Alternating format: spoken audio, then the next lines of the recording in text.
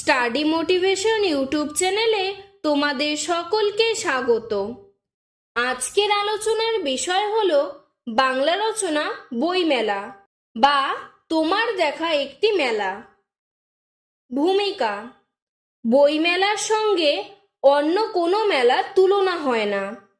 এখানে যাত্রা থিয়েটার নেই, প্রতিমা নেই, পূজা আর্চা নেই, নানা ধরনের সারি সারি দোকানপাট নেই, শুধু বই আর বই।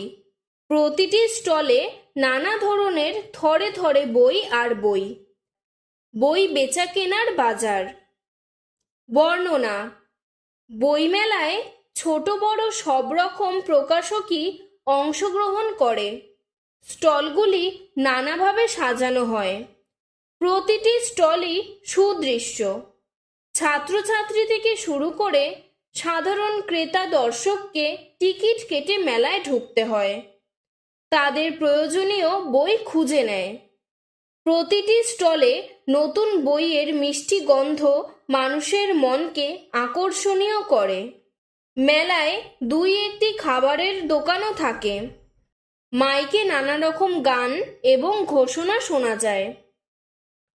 উপসংহার: বর্তমানে বইমেলা একটি উৎসবের রূপ নিয়েছে।